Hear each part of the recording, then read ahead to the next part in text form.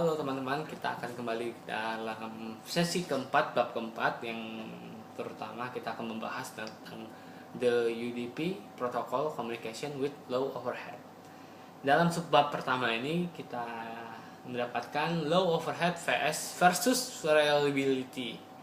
Meskipun jumlah total lalu lintas UDP ditemukan pada jaringan yang khas sering relatif rendah, kunci protokol lapisan aplikasi yang menggunakan UDP termasuk DNS, SNMTP, DHCP, dan RIP maupun TFTP yang menggunakan UDP Low Overhead Data Transfer. Seperti kalau ada gambarnya nanti ya. Yang untuk keduanya adalah UDP Datagram Reassembly. Banyak aplikasi yang menggunakan UDP mengirim sejumlah kecil data yang dapat ditampung dalam satu segmen. Namun beberapa aplikasi akan mengirim sejumlah besar data yang harus dibagi menjadi beberapa segmen UDP. The PDU disebut sebagai datagram. Meskipun istilah segmen dalam datagram kadang-kadang digunakan secara bergantian. Untuk menggambarkan lapisan transport PDU, bisa dilihat dalam gambar seperti ini. Itu terdapat UDP connectionless and unreliably.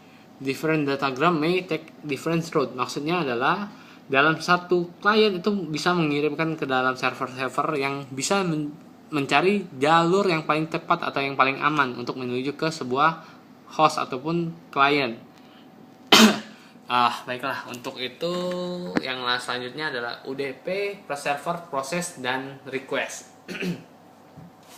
Seperti aplikasi berbasis TCP, UDP server aplikasi berbasis ditugaskan dikenal atau terdaftar nomor portnya. Ketika aplikasi ini mau atau proses yang berjalan, mereka akan menerima data yang cocok dengan nomor port yang ditugaskan. Ketika UDP menerima datagram, ditakdirkan untuk salah satu port ini. Ke depan, data aplikasi yang sesuai aplikasi berbasis pada nomor portnya. Dan untuk yang terakhir adalah UDP Client Process. Seperti TCP, klien atau server komunikasi dimulai oleh sebuah aplikasi klien yang meminta data dari proses server. Proses klien UDP secara acak memilih port nomor dari jangkauan dinamis dari nomor port dan menggunakan ini sebagai port number untuk percakapannya.